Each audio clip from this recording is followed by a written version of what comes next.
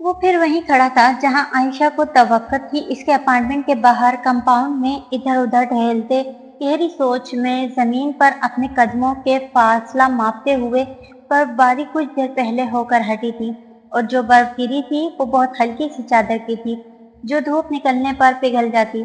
मगर आज धूप नहीं निकली थी और इस बर्फ पर जिब्रील के कदमों के निशान थे, बेहद हमवार और मुतवाज़िन, जैसे बहुत सोच समझ कर रखे जा रहे हों। इसने आयशा को बाहर आते नहीं देखा था, मगर आयशा ने इसे देख लिया था। लॉन्ग कोट की दोनों जेबों में हाथ डाले वो इसकी तरफ बढ़ने लगी।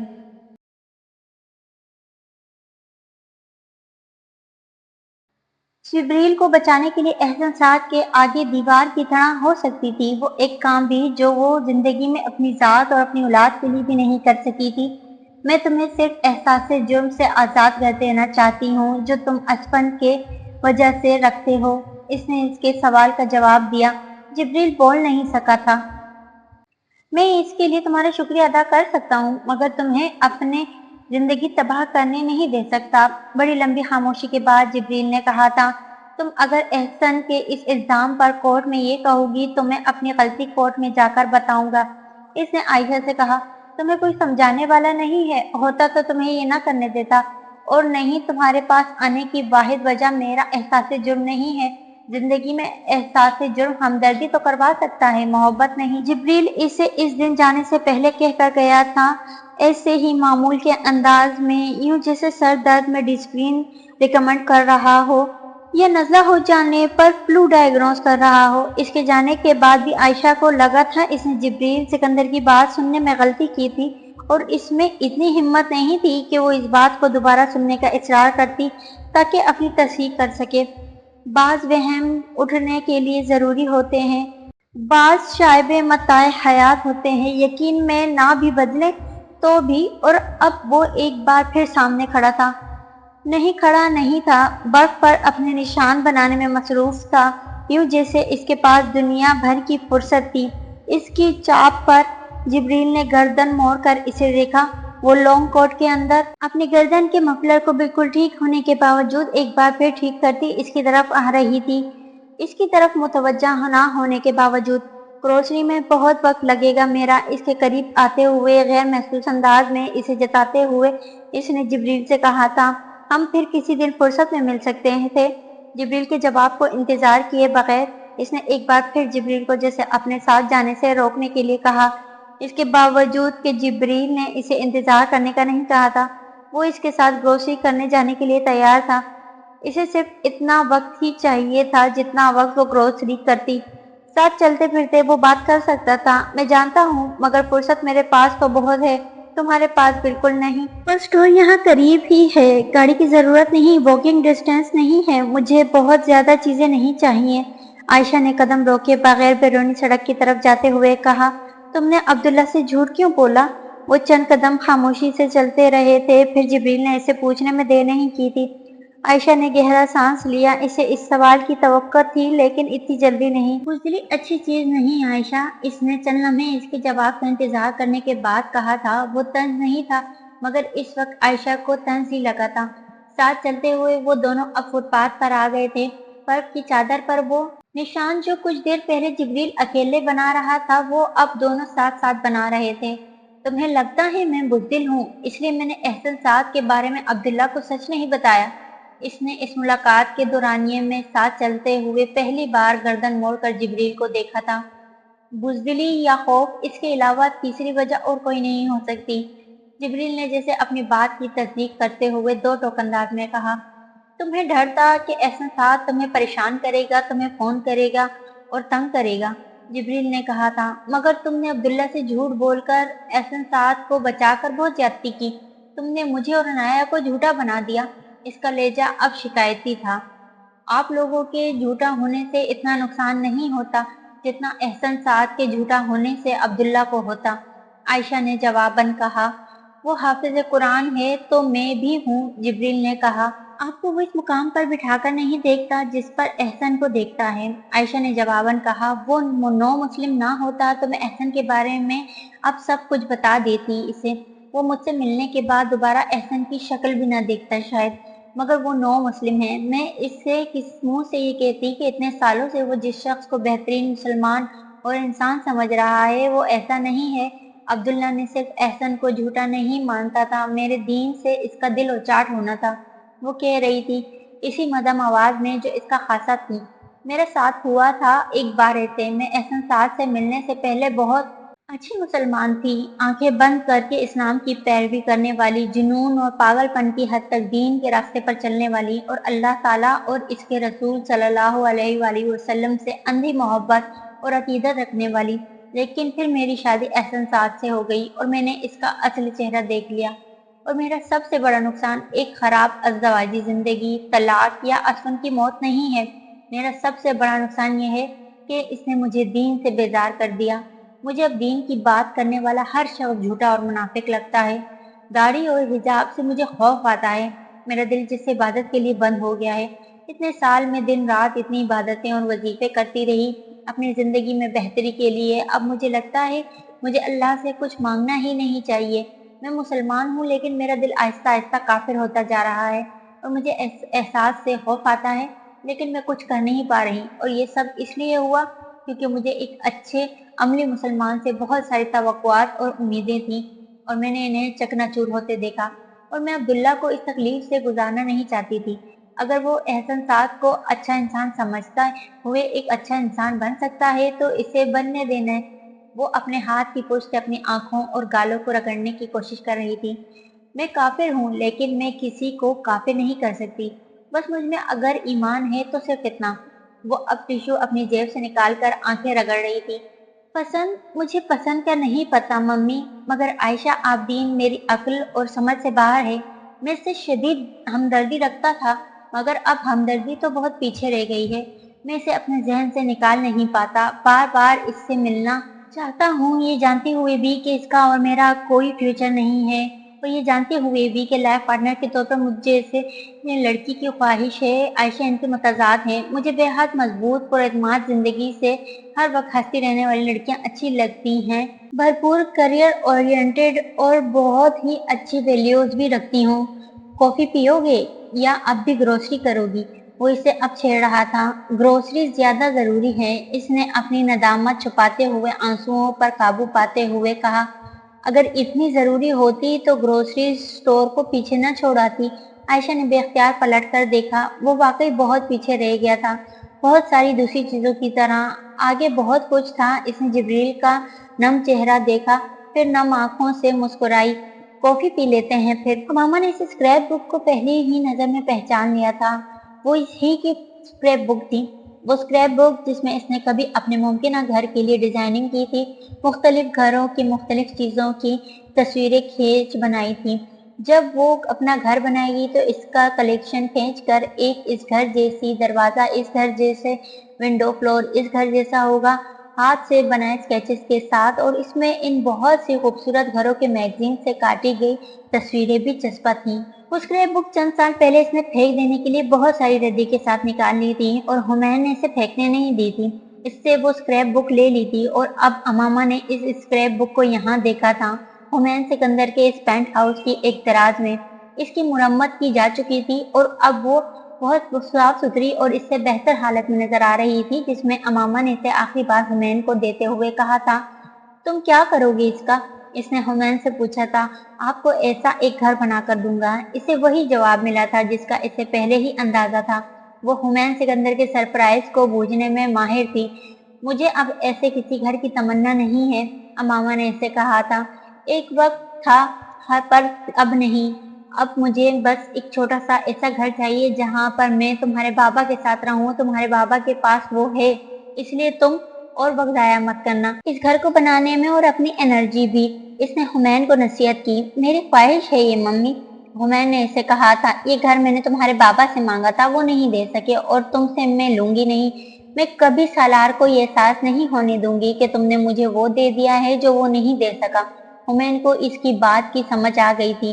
سوچ لیں، اس نے جیسے امامہ کو چیلنج کرنے والے انداز میں کہا تھا۔ سوچ لیا۔ وہ چیلنج قبول کرتے ہوئے ہنس پڑی۔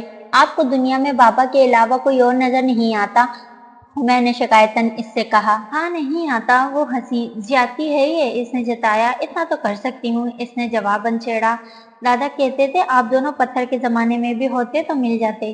وہ اب اسے چھیڑ رہا تھا۔ وہ بے اختیار ہنسی تھی اور ہنستی چلی گئی تھی، اور اب وہ اس اسکریپ بک کو کھولتے ہوئے اس وقت بوقت دیکھ رہی تھی جیسے اپنی زندگی کی برگردانی کرتے ہوئے۔ اس کے پاس وہ اسکریپ بک آدھی خالی تھی اور اب وہ ساری بھر چکی تھی۔ اس نے کچھ تجسس کے عالم میں ان صفوں سے آگے دیکھنا شروع کیا جو اس نے بھرے تھے۔ وہاں بھی خوبصورت گھروں کی تصویریں تھیں۔ وہ ہمایوں سکندر کی کلیکشن تھی، اسی کی طرح کاٹ کاٹ کر لگائی ہوئی تصویریں، مگر فرق صرف یہ تھا کہ وہ میگزین سے کاٹی ہوئی تصویریں نہیں تھیں، وہ کھینچی ہوئی تصویریں تھیں ہمایوں سکندر کے اپنے گھروں کی۔ وہ چہرے پر مسکراہٹ لیے بڑے اشتیاق سے ان گھروں کی تصویروں کو دیکھتی جا رہی تھی۔ وہ یقیناً خوش نصیب تھا، 30 سال کی عمر تک پہنچے بغیر درجنوں گھروں کا مالک تھا۔ اس کی ساری اولادوں میں دولت کے معاملے میں سب سے زیادہ امیر اور خرچ کرنے میں سب سے زیادہ فیاض۔ اس نے اپنی زندگی کی سب سے پہلی کمپنی اماما سے قرض لے کر شروع کی تھی۔ آپ سے اس لیے لے رہا ہوں کیونکہ بابا نے بھی آپ کے قرض سے اس وقت پہلی بار SIF شروع کیا تھا، اس نے اماما کو لاجک بتائی تھی۔ اماما نے سالار کو SIF میں دی جانے والی اپنی اصل رقم واپس مانگی تھی۔ سالار نے اسے خبردار کیا تھا وہ اسے ڈبو دے گا۔ مجھے یقین ہے اس وقت وہ 16 سال کا بھی نہیں تھا، اور اگر سالار یہ تبصرہ کر رہا تھا تو غلط نہیں تھا۔ جب تمہیں SIF کے لیے یہ رقم دی تھی تو پاپا نے بھی یہی کہا تھا۔ تم نے ڈبو دی کیا؟ اس نے سالار کو جتایا۔ تم مجھے ہمایوں سے کمپیئر کر رہی ہو؟ سالار ناخوش ہوا تھا۔ پہلی بار نہیں کر رہی، اس نے جواباً کہا تھا۔ کتنا وقت گزر گیا تھا یا شاید بہہ گیا تھا۔ زندگی بہت آگے چلی گئی تھی، خواہشات نفس بہت پیچھے چلی گئی تھی۔ اماما نے ہاتھ میں پکڑی اسکریپ بک اپنے سامنے سینٹر ٹیبل پر رکھتے ہوئے وہاں پڑا چائے کا مگ اٹھا لیا۔ وہ اب سر اٹھا کر آسمان کو دیکھنے لگی تھی۔ وہ چند دن پہلے پاکستان سے مستقل طور پر امریکہ شفٹ ہوئی تھی اور ہمایوں کا گھر اس کا پہلا پڑاؤ تھا۔ سالار بھی چند دن کے لیے وہیں تھا، اور اس وقت صبح سویرے وہ اپنے لیے چائے بنا کر پینٹ ہاؤس کے اس حصے میں آ کر بیٹھی تھی جس کی چھت بھی شیشے کی تھی۔ نیلا آسمان، سر پر تیرتے ہلکے بادلوں اور اڑتے پرندوں کو وہ اس پرسکون خاموشی میں بچوں کے سے اشتیاق سے دیکھ رہی تھی۔ تبھی اس نے اپنے عقب میں آہٹ سنی۔ وہ سالار تھا، چائے کے اپنے مگ کے ساتھ، دونوں ایک دوسرے کو دیکھ کر مسکرائے تھے۔ ایک طویل مدت کے بعد وہ یوں امریکہ میں اس طرح فرصت سے مل رہے تھے، سالار کی زندگی کی بھاگ دوڑ کے بغیر۔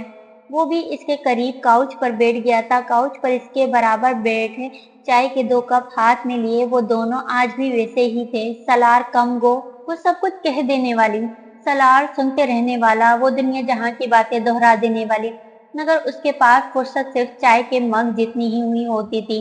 چائے کا مگ بھرا ہوتا تو ان کی باتیں شروع ہوتی اور اس کے ختم ہونے تک باتیں اور فرصت دونوں ختم ہو جاتی۔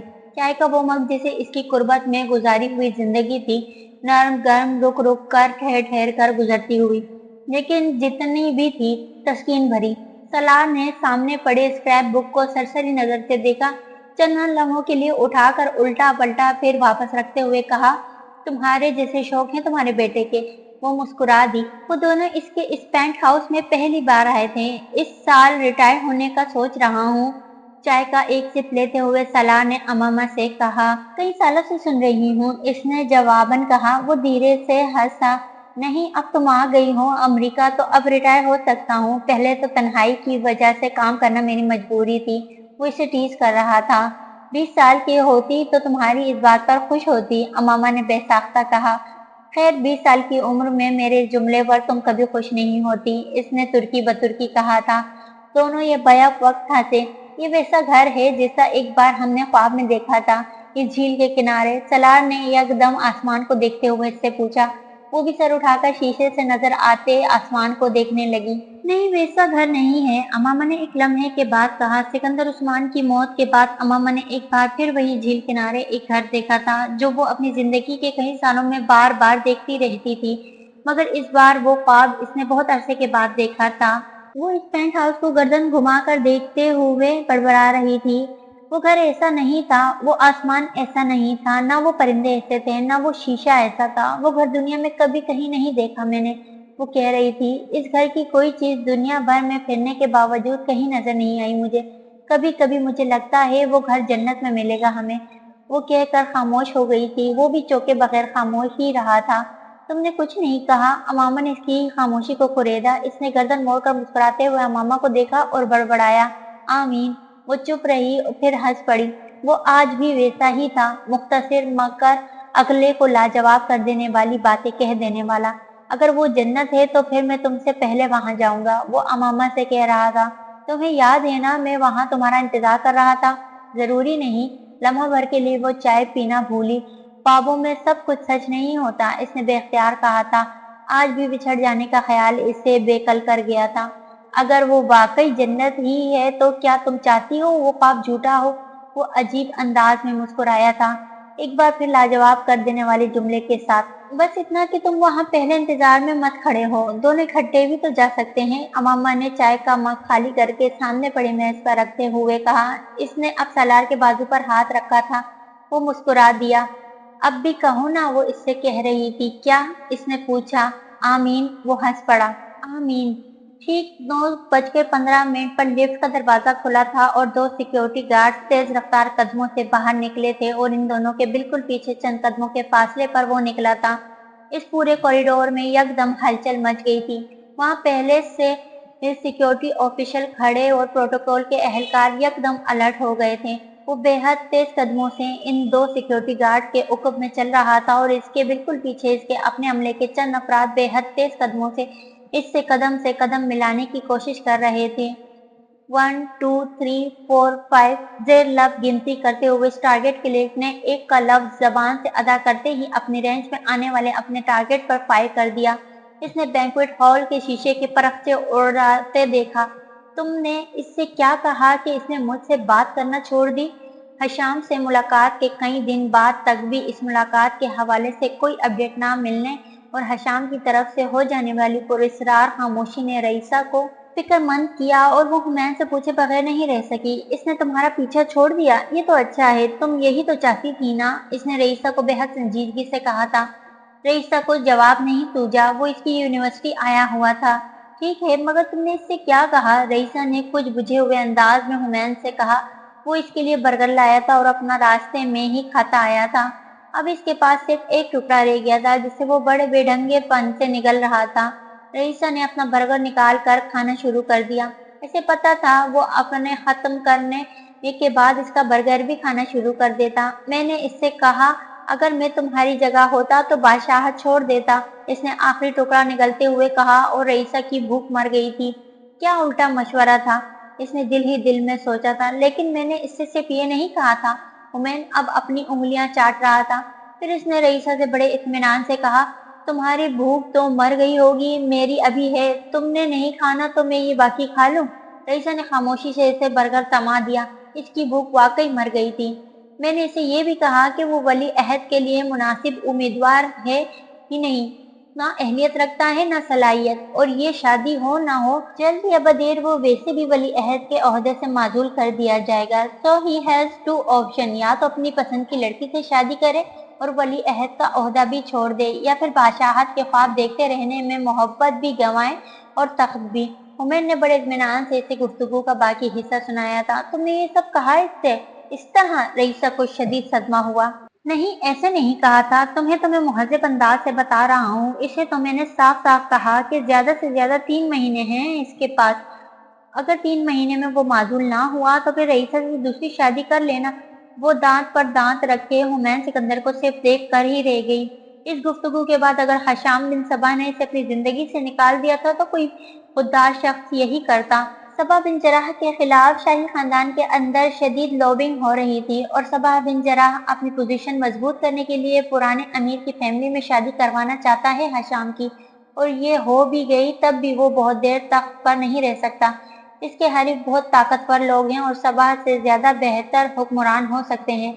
अगर सबा हट जाता है तो फिर हशाम को कौन रहने देगा वहाँ? मैंने हशाम को ये सब नहीं बताया, तुम्हें बता रहा हूँ, इसने बर्गर खत्म करते वक्त फिर हाथ झाड़ते हुए रईसा से कहा। तुम फाइनेंस कर रहे हो इसके हरीफों को? इसे रईसा से जिस आखिरी सवाल की तवक्को थी वो ये था। दोनों एक दूसरे की आंखों में आंखें डालकर देखते रहे। फिर हुमैन ने कहा, मैं सिर्फ बिजनेस कर रहा हूँ, अमेरिका में सबा के साथ, बहरीन में इसके मुखालफिन के साथ। اس نے بالآخر کہا۔ وہ گول مول اعتراف تھا۔ کیوں کر رہے ہو؟ رئیسہ نے جواباً اس سے زیادہ تھکے انداز میں اس سے کہا۔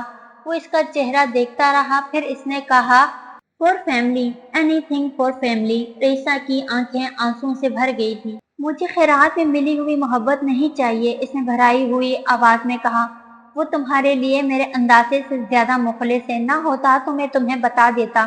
وہ تمہارے لیے بادشاہت چھوڑ دے گا، عمر نے دو ٹوک انداز میں اس سے کہا۔ وہ اس کا چہرہ دیکھتی رہ گئی۔ اس نے اپنی ٹیلیسکوپک رائفل سے اس ٹارگٹ کلر کو ٹریگر دباتے دیکھا۔ بے حد سکون اور اطمینان کے عالم میں اس نے اس کی ہلکی سی مسکراہٹ بھی دیکھی تھی۔ پھر اس نے اس ٹارگٹ کلر کو بے حد مطمئن انداز میں سر اٹھاتے اور ٹیلیسکوپ رائفل سے آنکھ ہٹاتے دیکھا، اور اس وقت اس نے اسے شوٹ کیا۔ ایک مدھم ٹک کی آواز کے ساتھ اس نے کھڑکی سے اس کے لہجے کو اڑتے دیکھا اور اپنے کمرے کے باہر بھاگتے قدموں کا شور۔ اس کا مشن پورا ہو چکا تھا، اب اس کے لیے ایگزٹ تیار کرنے والے اس کے منتظر تھے۔ عنایہ نے اپنے ہاسپٹل کی پارکنگ میں داخل ہوتے ہوئے عبداللہ کی کال اپنے فون پر دیکھی۔ ایک لمحے کے لیے وہ الجھی، پھر اس نے اس کی کال ریسیو کی۔ مل سکتے ہیں؟ اس نے سلام دعا کے بعد پہلا جملہ کہا۔ وہ ایک لمحہ خاموش رہی۔ تم کہاں ہو؟ اس نے پوچھا۔ تمہاری گاڑی کے پیچھے ہی میری گاڑی ہے۔ عنایہ نے بے اختیار بیک ویو مرر سے افق میں عبداللہ کی گاڑی کو دیکھا جو اس سے ڈپر سے اشارہ کر رہا تھا۔ 10 منٹ بعد پارکنگ میں گاڑی کھڑی کرتے ہوئے وہ اس کی گاڑی میں آ گیا تھا۔ اس کے ہاتھ میں ایک پھول کے ساتھ 2 شاخیں تھیں۔ عنایہ نے کچھ کہے بغیر اسے دیکھا، پھر وہ تھام لی۔ وہ فون پر پہلے ہی احسن اور عائشہ کے ساتھ ہونے والی ملاقات کے بارے میں اسے بتا چکا تھا۔ اس نے کہا تھا، اس کی ضرورت نہیں، عنایہ نے جواباً کہا۔ میں نے ہاسپٹل میں ڈاکٹر احسن کی امامت میں نماز پڑھنا چھوڑ دی۔ عنایہ نے چونک کر اسے دیکھا۔ میں نے اسے بتا دیا کہ اپنی بیوی کے ساتھ ایسا سلوک کرنے والا شخص امامت کا اہل نہیں۔ اسے عائشہ کے خلاف سارے الزامات واپس لینا ہوں گے اگر وہ دوبارہ امامت کروانا چاہتا ہے تو۔ عبداللہ بے حد سنجیدگی سے کہہ رہا تھا۔ اوہ، تو اس لیے اس نے کیس واپس لیا ہے؟ عنایہ نے بے اختیار کہا۔ عبداللہ چونکا۔ اس نے کیس واپس لے لیا؟ ہاں، جبریل نے بتایا مجھے۔ اس نے ایک معذرت کا خط بھی لکھا ہے عائشہ کے نام۔ عنایہ نے مزید بتایا۔ یہ سب بیکار ہے اب، وہ بہت زیادہ نقصان کر چکا ہے عائشہ کا۔ نہیں، اپنا۔ عبداللہ کے لہجے میں افسردگی تھی۔ اچھے انسان ریکور کر جاتے ہیں ہر نقصان سے، کیونکہ اللہ ان کے ساتھ ہوتا ہے، برے نہیں کر سکتے۔ عبداللہ کہہ رہا تھا۔ He himself is the greatest liar۔ وہ اپنے پیرنٹس کے ساتھ بابا سے ملنے بھی آئے تھے جبریل کی شکایت کرنے، عنایہ کہہ رہی تھی۔ بابا نے اس کے باپ سے کہا کہ وہ دیکھے اس کی منافقت اور تنگ نظری نے اس کے اکلوتے بیٹے کو کیا بنا دیا ہے۔ شرمندہ ہوئے؟ عبداللہ نے پوچھا۔ پتہ نہیں، خاموش ہو گئے تھے۔ احسن صاحب کی ماں رونے لگی تھی، پتہ نہیں کیوں، پھر وہ چلے گئے۔ عنایہ نے کہا۔ تم نے مجھے معاف کر دیا؟ عبداللہ نے یکدم پوچھا۔ وہ مسکرا دی۔ ہاں، ایسی کوئی بڑی غلطی تو نہیں تھی تمہاری کہ معاف ہی نہ کرتی۔ عبداللہ نے ایک کارڈ اس کی طرف بڑھایا۔ وہ بے اختیار ہنسی۔ اب سب کچھ زبان سے کہنا سیکھو، سب کچھ لکھ لکھ کر کیوں بناتے ہو؟ وہ کارڈ کھولتے ہوئے اس سے کہہ رہی تھی، پھر وہ بات کرتے کرتے ٹھٹک گئی۔ ایک ہاتھ سے بنے ہوئے کارڈ پر صرف ایک جملہ لکھا ہوا تھا، تم مجھ سے شادی کرو گی؟ عنایہ نے اپنی شرٹ کی جیب میں اٹکے بال پوائنٹ کو نکال کر اس تحریر کے نیچے لکھا۔ ہاں۔ عبداللہ مسکرایا اور اس نے اس کا بوائل پوائنٹ لیتے ہوئے لکھا۔ کب؟ عنایہ نے لکھا۔ پھولوں کے موسم میں۔ عبداللہ نے لکھا۔ بہار؟ عنایہ نے لکھا۔ ہاں۔ عبداللہ نے کارڈ پر ایک دل بنایا، عنایہ نے ایک اور، عبداللہ نے ایک اسمائلی بنایا، عنایہ نے ایک اور۔ کارڈ لکیروں، حرفوں، ہندسوں، جذبوں سے بھرتا جا رہا تھا، اور ہر شے صرف محبت کی ترجمان تھی، جو اللہ تعالیٰ کی بہترین نعمتوں میں سے ایک ہے، اور جسے پانے والے خوش نصیب وہ دونوں دو خوش نصیب تھے، جو اس کارڈ کو عہد اور عہد تجدید سے بھر رہے تھے۔ لفٹ کا دروازہ کھلا۔ صلاح نے اپنی گھڑی دیکھی۔ اس کے 2 سیکیورٹی گارڈ اس سے پہلے لفٹ سے نکل گئے تھے۔ اس کا باقی کا عملہ اس کے لفٹ سے نکلنے کے بعد پیچھے لپکا تھا۔ کوریڈور میں تیز قدموں سے چلتے ہوئے استقبالیہ سے ملا تھا۔ اس نے گھڑی ایک بار پھر دیکھی تھی۔ آفیشلز کرنے والے ہمیشہ کی طرح وہ وقت پر تھا۔ چند سیکنڈز کے بعد وہ بینکویٹ ہال میں داخل ہونا جاتا۔ وہاں جو ہونے والا تھا وہ اس سے بے خبر تھا۔ بے خبری زندگی میں ہر بار نعمت نہیں ہوتی۔ ٹی وی پر چلتی اس خبر کو دیکھتے ہوئے سالار گنگ تھا۔ آخری چیز جو وہ اپنی زندگی اور کیریئر کے اس اسٹیج پر ہوتا توقع کر سکتا تھا وہ یہ تھی، रहम खाकर गोद ली गई बच्ची को इसके गुनाह के तौर पर पूरी दुनिया में दिखाया जा रहा था, और ये सब कहने वाला इस बच्ची का अपना बाप था, जिसकी बीवी की सलाह ने कभी शक्ल भी नहीं देखी थी। अफेयर और नाजायज औलाद तो दूर की बात थी, वो ताकत का खेल था, जंग थी, और जंग में सब जायज और टाई होता है, ये कहना कि साजिश की जा रही थी। नैरोबी में होने वाले एसआईएफ के इस इश्तराक को होने से पहले तोड़ने की कोशिश की जा रही थी, बेकार था। वो इस वक्त न्यूयॉर्क एयरपोर्ट पर एक फ्लाइट लेने के लिए मौजूद था जब पहली बार वो खबर ब्रेक हुई थी। उसने बिजनेस क्लास के डिपार्चर में देखी थी। इसके साथ मौजूद इसके स्टाफ ने एक के बाद एक अपडेट एक न्यूज चैनल को इसके साथ शेयर करना शुरू कर दिया था। सलार सिकंदर ने वहां बैठे सबसे पहले कॉल अमामा को की थी, और इसने इसके कुछ कहने से पहले ही इससे कहा था, मुझे कोई वजाहत देने की जरूरत नहीं, ना मुझे ना तुम्हारे बच्चों को। रईसा से बात करो, सलार ने जवाबन इससे कहा। मुझे अपने से ज्यादा तकलीफ इस बात की है कि वो इसकी तस्वीर चला रहे हैं, इसने अमामा से कहा था। वो अपसेट था, इसका अंदाजा अमामा को इसकी आवाज से भी हो रहा था। ये वक्त भी गुजर जाएगा सलार, अमामा ने इससे कहा था तसल्ली देने वाले अंदाज में। हमने इससे ज्यादा बुरा वक्त देखा है, सलार ने सर हिलाया था ममनूनियत के अजीब से एहसास के साथ। घर में बैठी वो औरत इन सब के लिए अजीब ताकत थी, अजीब तरह से हौसला दिए रखती थी, इनको अजीब तरीके से टूटने से बचाती थी। वो यहाँ किसी जज्बाती मुलाकात के लिए नहीं आई थी, सवालों जवाब के किसी लंबे चौड़े सेशन के लिए भी नहीं, लानत और मलामत के किसी मंसूबे को अमली जामा पहनाने के लिए भी नहीं।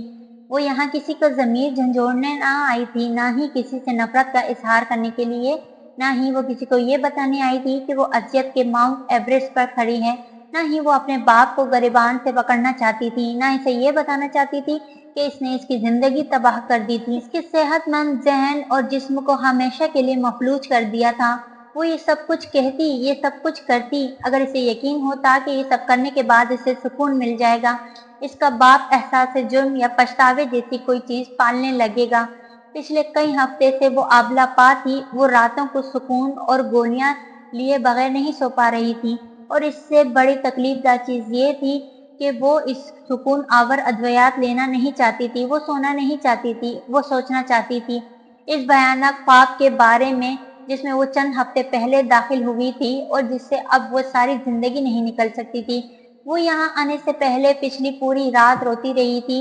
ये बेबसी की वजह नहीं थी, ये अजियत की वजह से भी नहीं था, ये गुस्से की वजह से था जो वो अपने बाप के लिए अपने दिल में इतने दिनों से महसूस कर रही थी। एक आतिश फिशां था, या जैसे कोई अलाव जो इसके अंदर से सुलगा रहा था, अंदर से जला रहा था। किसी से पूछे, किसी को बताए बगैर उठकर वहां आ जाने का फैसला जज्बाती था, अहमकाना था और गलत था। इसने जिंदगी में पहली बार एक जज्बाती, अहमकाना और गलत फैसला बेहद सोच समझ कर किया था। एक इख्तिताम चाहती थी वो अपनी जिंदगी के इस बात के लिए जिसके बगैर वो आगे नहीं बढ़ सकती थी, और जिसकी मौजूदगी का इंकिशाफ इसके लिए दिल दहला देने वाला था। इसका एक माजी था, वो जानती थी, लेकिन इसे कभी ये अंदाजा नहीं था कि इसके माजी का माजी भी हो सकता था। एक दफा का जिक्र था जब वो खुश थी अपनी जिंदगी में, जब वो खुद को बासादत समझती थी, और मुकर्रब से मलून होने का फासला इसने चंद सेकंड में तय किया था। चंद सेकंड शायद ज्यादा वक्त था, शायद इससे भी बहुत कम वक्त था, जिसमें वो एहसास कमतरी, एहसास महरूमी, एहसास नदामत और जिल्लत बदनामी के एक ढेर में तब्दील हुई थी। और यहाँ वो इस ढेर को दोबारा वही शक्ल देने आई थी, और इस बोझ को इस शख्स के सामने उतार फेंकने आई थी जिसने वो बोझ इस पर लादा था। जिंदगी किसी को इस वक्त ये पता नहीं था कि वो वहां थी, किसी को पता होता तो वो वहां आ ही नहीं सकती थी। इसका सेल फोन पिछले कई घंटों से ऑफ था।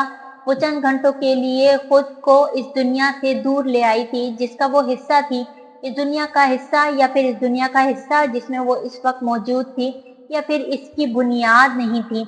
वो कहीं की नहीं थी, और जहाँ की थी, जिससे ताल्लुक रखती थी, इसको अपना नहीं सकती थी। इंतजार लंबा हो गया था। इंतजार हमेशा लंबा होता है, किसी भी चीज का इंतजार हमेशा लंबा होता है, चाहे आने वाली शे पाँव की जंजीर बनने वाली हो या गले का हार, सर का ताज बनकर सजता हो इसने या पाँव की जूती, इंतजार हमेशा लंबा ही लगता है।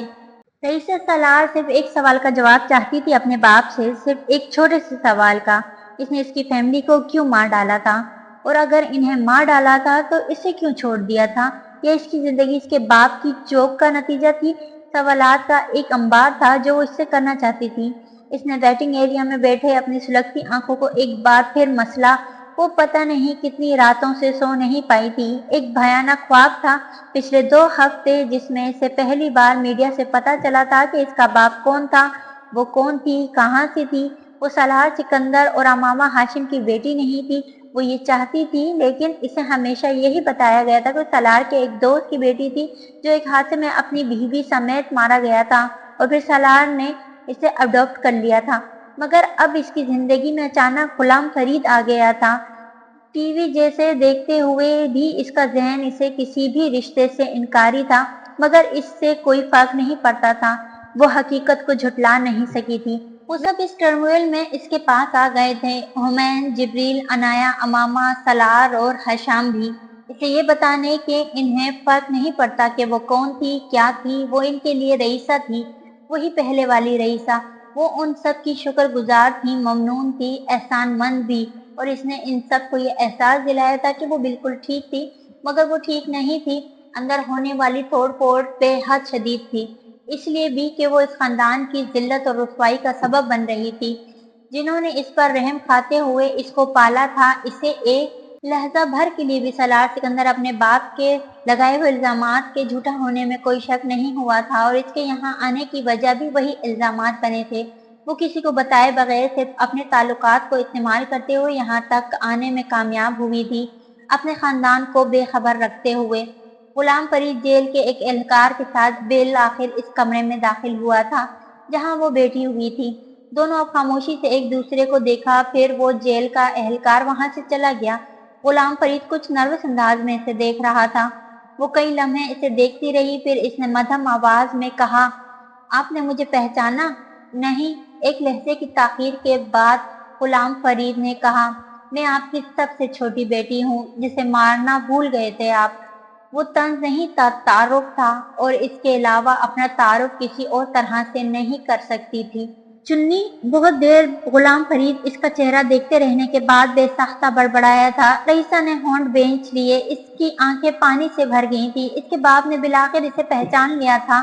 وہ اب اس کا وہ نام یاد کرنے کی کوشش کر رہا تھا جو اس نے لکھوایا تھا، پر یاد نہیں کر سکا۔ اس نے چنی کو ایک بار پھر دیکھا، بغور دیکھا۔ وہ میم صاحب لگ رہی تھی، اپنی سانولی رنگت کے باوجود اس کی بیٹی تو نہیں لگ رہی تھی۔ وہ جانتا تھا اس کی آخری اولاد کی پرورش سالار سکندر نے کی تھی۔ یہ اسے ان لوگوں نے بتایا تھا جو بار بار اسے بہت کچھ یاد کروانے اور پھر دہرانے کے لیے آئے تھے۔ اسے چنی کو دیکھ کر اپنی بیوی یاد آئی تھی، ایک نیلی جینز اور سفید شرٹ میں، بال ایک جوڑے کی شکل میں لپیٹے، گلاسز آنکھوں پر لگائے، گلے میں ایک باریک چین میں لٹکتا اللہ کے نام کا لاکٹ پہنے، کلائی میں ایک قیمتی گھڑی پہنے، اس کے سامنے ایک کرسی پر ٹانگ رکھے۔ چنی نے اسے اپنی ماں کی یاد دلائی تھی۔ اس کے نئے نقش ویسے ہی تھے، سارے حلیے میں صرف نئے نقش ہی تھے جو وہاں پہچان پایا تھا، ورنہ وہ بیمار رہنے والی لاغر، کمزور اور ہر وقت روتی ہوئی چنی ایسے کیسے بن گئی تھی کہ اس کے سامنے بیٹھے غلام فرید کو اس کے سامنے اپنا وجود کمتر لگنے لگا تھا۔ پر پتہ نہیں، اپنے ایک بچ جانے والی اولاد کو ایسے اچھے حلیے میں دیکھتے ہوئے غلام فرید کو ایک عجیب سی خوشی بھی ہوئی تھی۔ وہ اس لمحے بھول گیا تھا کہ وہ اپنی اس اولاد پر ناجائز اولاد کا لیبل لگا رہا تھا۔ برسوں بعد اس نے کوئی اپنا دیکھا تھا، اور اپنا دیکھ کر وہ پھر بھول گیا تھا۔ ایک لفافے میں موجود کھانے پینے کی چیزیں اس نے باپ کی طرف بڑھاتے ہوئے کہا، یہ میں آپ کے لیے لائی تھی۔ غلام فرید نے عجیب حیرت سے اس لفافے کو دیکھا اور پھر کانپتے ہاتھوں سے اسے تھام لیا۔ وہ سارے سوالات جو وہ غلام فرید سے کرنا چاہتی تھی یکدم دم توڑنے چلے گئے تھے۔ وہ نحیف اور نزار شخص جو اس کے سامنے اپنی زندگی کی آخری سیڑھی پر کھڑا تھا، اس سے وہ سوال اب کرنا بیکار تھا۔ اسے اس پر ترس آ گیا تھا۔ وہ اسے اب کسی کٹہرے میں کھڑا نہیں کرنا چاہتی تھی۔ غلام فرید نے گلاسز اتار کر اپنے آنکھیں صاف کرتی ہوئی اس لڑکی کو دیکھا جس نے کچھ دیر پہلے اس سے اپنا تعارف کروایا تھا۔ تم پڑھتی ہو؟ اس نے بالآخر پوچھا، عجیب سے انداز میں۔ رئیسہ نے سر اٹھا کر غلام فرید کا چہرہ دیکھا، پھر سر ہلایا۔ غلام فرید کا چہرہ چمکا۔ زیادہ پڑھنا؟ رئیسہ کی آنکھوں میں نمی پھر اتری۔ میں اور تمہاری ماں سوچتے تھے کبھی پڑھائیں گے بچوں کو زیادہ، اور غلام فرید نے یادوں کے کسی دھندلکے کو لفظوں میں بدلا، پھر چپ ہو گیا۔ साहब को मेरा शुक्रिया कहना और दोबारा जेल मत आना। गुलाम फरीद ने चंद लम्हे बाद कहा और रईसा की आंखों की नमी अब इसके गालों पर फैलने लगी थी।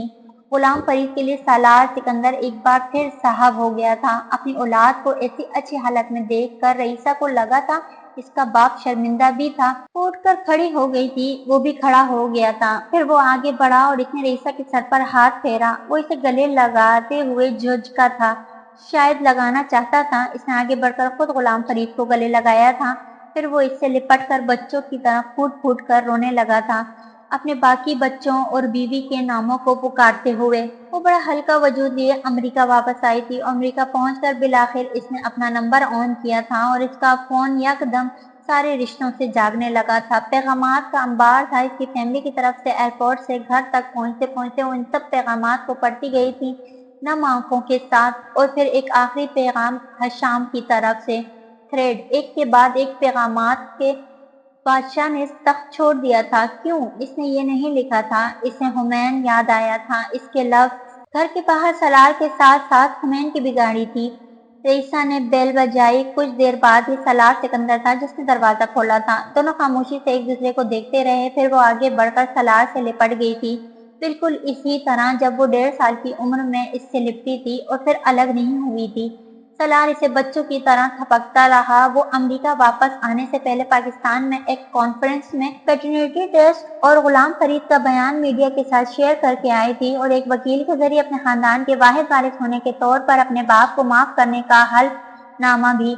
वो तूफान जो सलार सिकंदर उसके खानदान को डुबोने के लिए आया था, वो इस बार रईसा ने रोका था। और वहां अब सलार सिकंदर के सीने से लगी बच्चों की तरह रोती रईसा को देखते हुए इसे कोई दिलेर नहीं कह सकता था। वो भी सलार सिकंदर का ही खानवादा था। खून का रिश्ता ना होने के बावजूद रहम और मेहरबानी के मजबूत तरीन रिश्तों से उनके साथ जोड़ी गई थी। अपने नाम के साथ सलार का नाम इस्तेमाल करते हुए भी वो अपने बाप के नाम से वाकिफ थी, मगर वो बाप जेल में सजाए मौत का एक कैदी था। सलार का दोस्त नहीं, वो इससे वाकिफ नहीं थी और इस वाकियत के बाद इसे इस खानदान की कद्र कीमत का अंदाजा हो गया था जो इसका तारुफ था। मैंने तुम्हें रोना तो कभी नहीं सिखाया रईसा, ना ही रोने के लिए तुम्हारी परवरिश की है, सलार ने इसे खुद से अलग करते हुए कहा। वो अब अपने आंसुओं पर काबू पा रही थी और इसने सालार के उकुब में खुले दरवाजे से हुमैन और अमामा दोनों को देखा था। आखिरी बार रोई हूँ बाबा, इसने गीली आंखों के साथ मुस्कुराते हुए कहने की कोशिश की और इसकी आवाज फिर भर आ गई।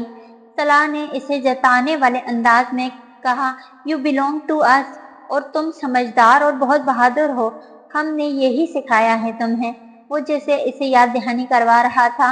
वो सर हिलाने लगी थी। जिंदगी में कभी कोई ऐसा मौका आता जब वो इन्हें अपनी एहसानमंदी दिखा सकती तो इन्हें बताती कि अपने हकीकी बाप से मिलने के बाद इसे पहली बार यह एहसास हुआ था कि वो बेहद खुशकिस्मत थी। वाकई खुशकिस्मत थी कि वो सलार सिकंदर के खानदान का हिस्सा बनी थी।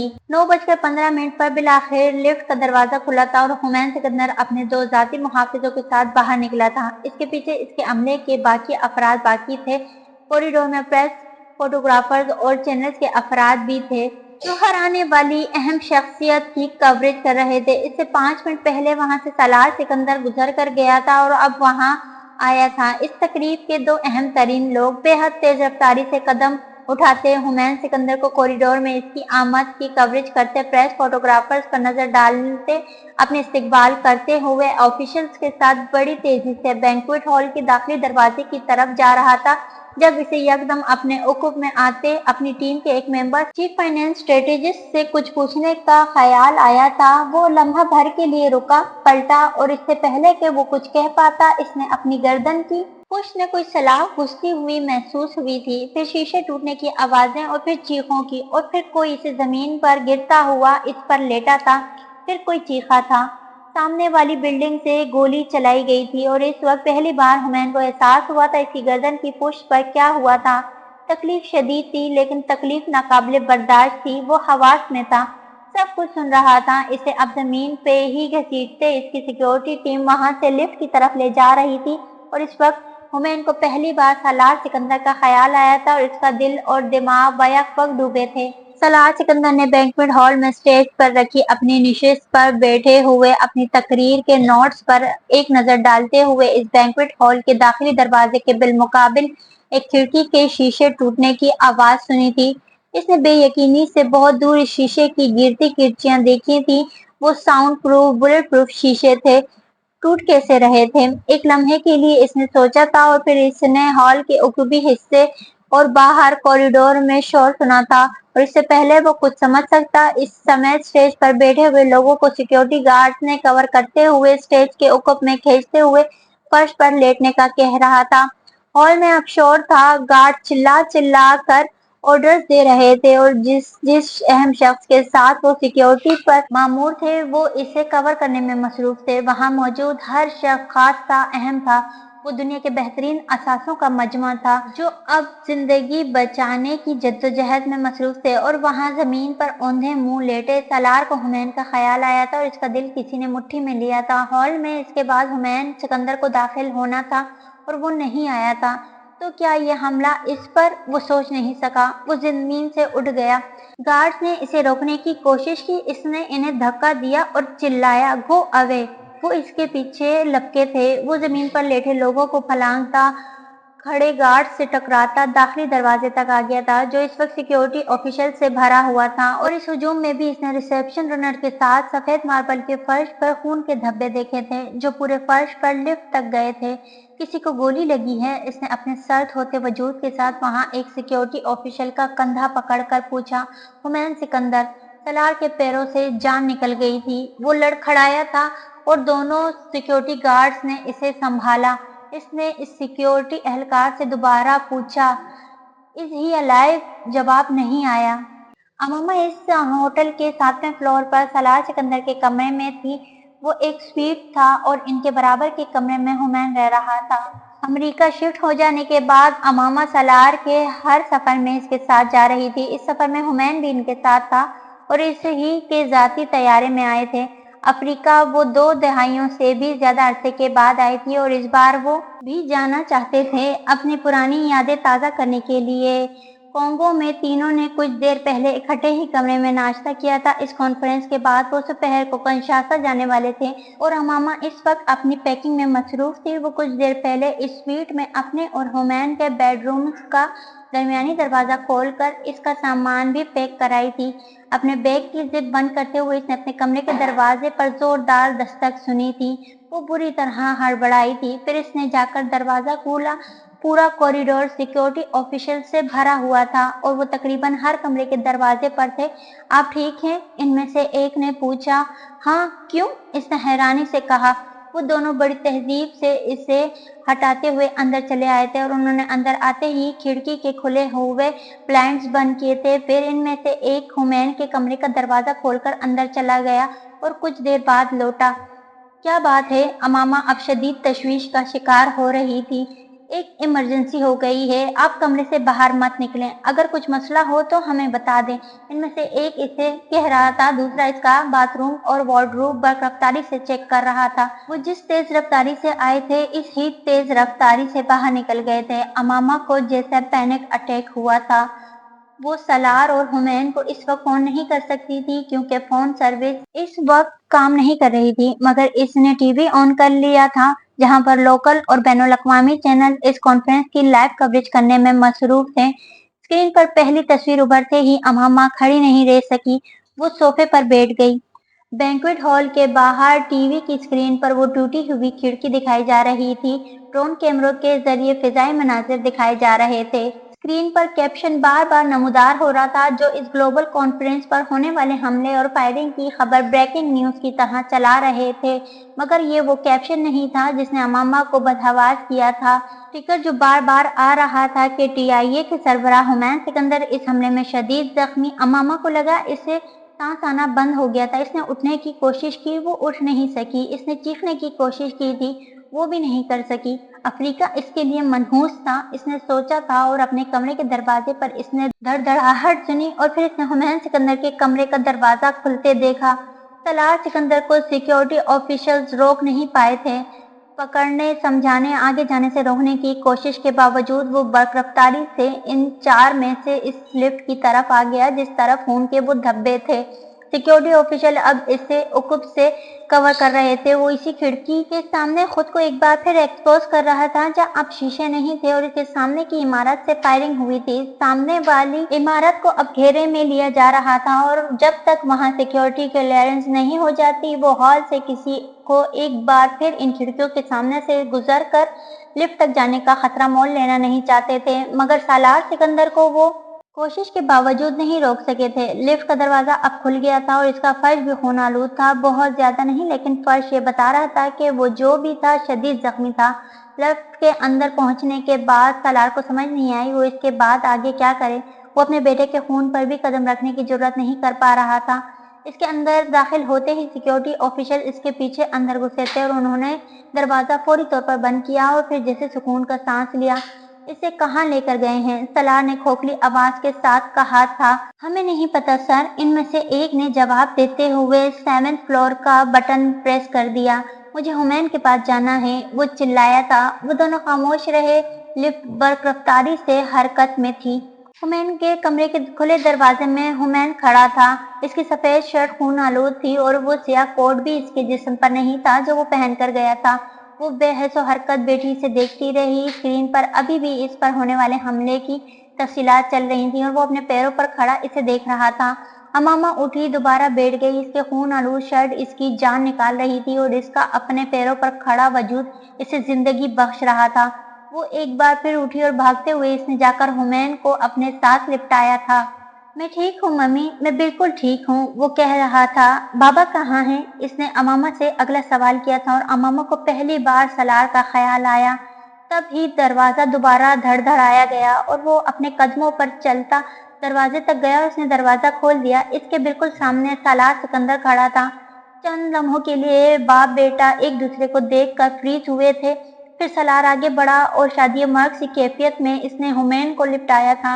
जिंदगी में पहली बार हुमैन सिकंदर ने सलार सिकंदर की गिरफ्त को इतना सख्त पाया था कि इसे लगा इसका दम घुट जाएगा। इसे अपनी गर्दन की पुष्ट से बहते खून की इतनी तकलीफ नहीं हुई थी जितने अपने गालों को नम करते सलार के आंसुओं से। सलार के खानदान में से इसका जानशीन कौन होगा? इसकी पुष्ट से बहता खून इसका ऐलान कर रहा था।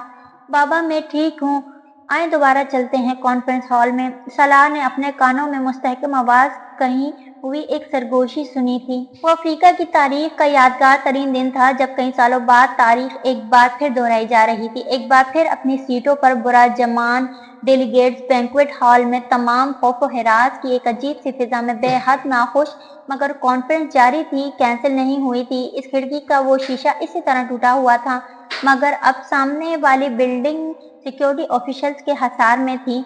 कॉन्फ्रेंस 1 घंटे की ताखीर से अब दोबारा शुरू होने जा रही थी। सलार सिकंदर और हुमैन दोनों अमामा के कमरे में थे। मेडिकल टीम हुमैन को फर्स्ट एड दे चुकी थी और फर्स्ट एड देने के दौरान इन्हें पता चला गोली इसकी गर्दन में नहीं गई थी। वो इसकी गर्दन की पूंछ पर रगड़ खाती और जल्द और कुछ गोश्त उड़ाते हुए गुजर गई थी। इसकी गर्दन पर 3 इंच लंबा और आध इंच गहरा एक जख्म बनाते हुए मेडिकल टीम ने इसकी बैंडेज की थी और पेन किलर लगाकर इसके जख्म को कुछ देर के लिए सुन किया था ताकि वो कॉन्फ्रेंस अटेंड कर सकता। इससे लगता था, लेकिन वो पूरी तौर पर इसके लिए तैयार नहीं था। इस वक्त इसके लिए अहम तरीन चीज इस कॉन्फ्रेंस हॉल में दोबारा बैठना था। इन लोगों का दिखाना था कि वो इन्हें गिरा नहीं सके, डरा भी नहीं सके। सलार सिकंदर इससे पहले कमरे से निकला था और अब कपड़े तब्दील करने के बाद हुमैन सिकंदर अमामा से गले मिल रहा था। अमामा ने इसे रोकने की कोशिश नहीं की थी। वो सलार सिकंदर का बेटा था, इसे कौन रोक सकता था? इसने सिर्फ इसे गले लगाया था, माथा चूमा था और दरवाजे पर रुखसत कर दिया था। इस लिफ्ट का दरवाजा 10:40 पर एक बार फिर खुला था। इस बार हुमैन सिकंदर के साथ सिक्योरिटी का कोई एहलकार नहीं था, सिर्फ इसके अपने स्टाफ के लोग थे। इसके लिफ्ट से कॉरिडोर में कदम रखते ही वहां तालियों का शोर गूंजना शुरू हुआ था। वो प्रेस, फोटोग्राफर्स और इस कॉरिडोर में खड़े सिक्योरिटी एहलकार थे जो इसे दिलेरी के दाद दे रहे थे जो वो दिखा रहा था। लंबे डग भरते इसने टूटे शीशे वाली इस खिड़की को भी देखा जो हॉल के दाखिली दरवाजे के बिल्कुल सामने एक अजीब सा मंजर पेश कर रही थी। अगरचे इसके सामने अब सिक्योरिटी एहलकारों की एक कतार रहती थी, تیز قدموں سے لمبے ڈگ بھرتا ہمین سکندر جب ہال میں داخل ہوا تھا تو ہال میں تالیاں بجنی شروع ہوئی تھیں اور پھر وہاں بیٹھے وفود اپنی اپنی سیٹوں سے کھڑے ہو گئے تھے۔ ہمین سکندر مسکراتا سر کے اشارے سے ان تالیوں کا جواب دیتا اسٹیج کی طرف بڑھ رہا تھا اور اسٹیج پر بیٹھے ہوئے لوگ آہستہ آہستہ کھڑے ہونا شروع ہوئے تھے اور پھر ہمین نے سالار سکندر کو کھڑا ہوتے دیکھا تھا۔ ہمین چلتے چلتے رک گیا تھا، وہ اس کے باپ کی طرف سے اس کی تعظیم تھی جو اسے پہلی بار دی گئی تھی۔ ایک لمحہ ٹھٹکنے کے بعد ہمین سکندر نے اسٹیج کی سیڑھیاں چڑھنا شروع کر دیا تھا۔ دنیا بھر کے ٹی وی چینلز لائیو وہ مناظر دکھا رہے تھے۔ دلیری کا ایک مظاہرہ وہ تھا جو دنیا نے کئی سال پہلے اسی افریقہ میں سالار سکندر کے ہاتھوں دیکھا تھا۔ جرأت کا ایک مظاہرہ وہ تھا جو آج اسے افریقہ میں وہ ہمین سکندر کے ہاتھوں دکھا رہے تھے۔ اسٹیج پر اب ٹی آئی اے اور ایس آئی ایف کے دونوں سربراہان مل رہے تھے اور اس میمورنڈم پر دستخط کر رہے تھے جس کے لیے وہ وہاں آئے تھے، اور پھر اس کے بعد ہمین سکندر نے تقریر کی تھی۔ اس ہی آخری خطبے سے اپنی تقریر کا آغاز کیا تھا جس کا حوالہ کئی سال پہلے اس کے باپ نے افریقہ کے اسٹیج پر دیا تھا۔ بڑی بابرکت ہے وہ ذات جس کے ہاتھ میں ہے بادشاہی اور وہ ہر چیز پر پوری طرح قادر ہے۔ اس نے سورہ ملک کی آیات سے اپنی تقریر کا آغاز کیا۔ وہ ذات جس نے پیدا کیا موت اور زندگی کو تاکہ آزمائش کرے تمہارے کے لیے کون تم میں سے زیادہ اچھا ہے عمل میں، اور وہ ہے ہی زبردست بے انتہا معاف فرمانے والا۔ اس ہال میں سوئی گرنے جیسی خاموشی تھی۔ بے شک اللہ تعالیٰ ہر چیز پر قادر ہے، جو کن کہتا ہے تو چیزیں ہو جاتی ہیں، جو دشمنوں کی چالیں انہی پر الٹا دیتا ہے۔ کئی سال پہلے ایس آئی ایف نے سود کے خلاف اپنی پہلی جنگ اور جدوجہد افریقہ سے شروع کی تھی۔ یہ وہ زمین تھی جس پر میرے باپ نے ایک سودی نظام کے اعلی کار کے طور پر کام کرتے ہوئے سود کے خلاف کام کرنے کا فیصلہ کیا تھا۔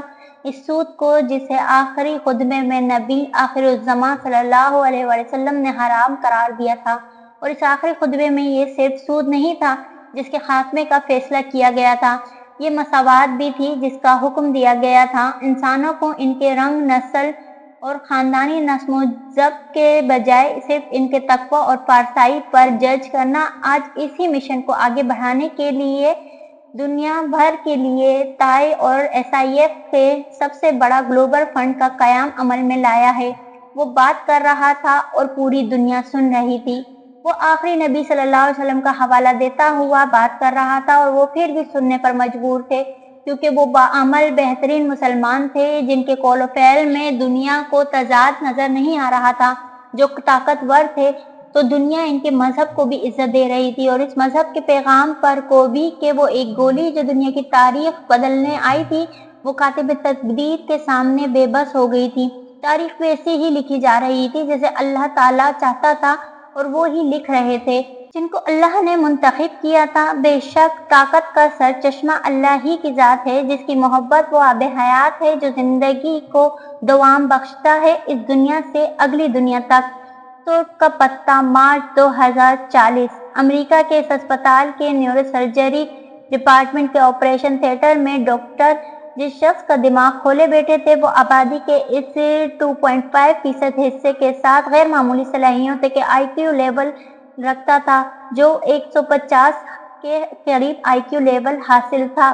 وہ اپنے آپریشن 8 گھنٹے سے ہو رہا تھا اور ابھی مزید کتنی دیر جاری رہنا تھا یہ کسی کو اندازہ نہیں تھا۔ ڈاکٹرز کی اس ٹیم کو لیڈ کرنے والا ڈاکٹر دنیا کے قابل ترین سرجنز میں سے ایک مانا جاتا تھا۔ آپریشن تھیٹر سے منسلک ایک کلاس روم میں سرجری ریزیڈنٹ اس وقت جسے سحر زدہ معمول کی طرح اس ڈاکٹر کے چلتے ہوئے ہاتھوں کو بڑی اسکرین پر دیکھ رہے تھے جو اس کی انگلیاں کھلے ہوئے دماغ پر یوں کام کر رہے تھے جیسے کسی پیانسٹ پیانو پر۔ وہ اپنی مہارت سے سب کو مسمرائز کیے ہوئے تھا سوائے اس ایک شخص کے جس کی زندگی اور موت اس وقت اس کے ہاتھ میں تھی۔ آپریشن کے دوران وہ نیورو سرجن چند لمحوں کے لیے رکا تھا۔ ایک نرس نے بنا کہے اس کے ماتھے پر ابھرنے والے قطروں کو ایک کپڑے سے خشک کیا۔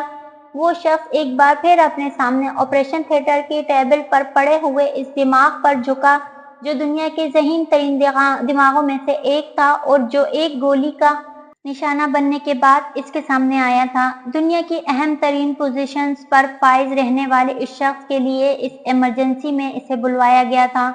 وہ سرجن اب تک 270 اہم اور نازک ترین کامیاب سرجریز کرنے کے بعد اس وقت امریکہ کی تاریخ کا کم عمر اور سب سے قابل سرجن تھا، لیکن آج پہلی بار اسے لگ رہا تھا کہ اس کا وہ 100% کامیابی کا ریکارڈ ختم ہونے والا تھا۔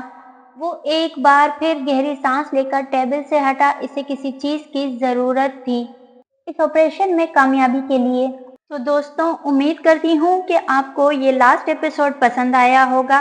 اگر آپ کو یہ لاسٹ ایپیسوڈ پسند آیا ہے تو کمنٹ میں اپنی رائے کا اظہار ضرور کیجیے گا، اور آنے والی اگلی سٹوری داستان قلب بہت ہی دل فریب داستان ہے، موسٹ رومانٹک ناول، انشاءاللہ آپ کو پسند ضرور آئے گا۔ اگر آپ کو نیکسٹ سٹوری کی نوٹیفیکیشن چاہیے تو میرے چینل کو سبسکرائب کریں اور بیل آئیکن دبا دیں تاکہ آنے والے اگلی سٹوری کی نوٹیفیکیشن آپ تک پہنچ جائے۔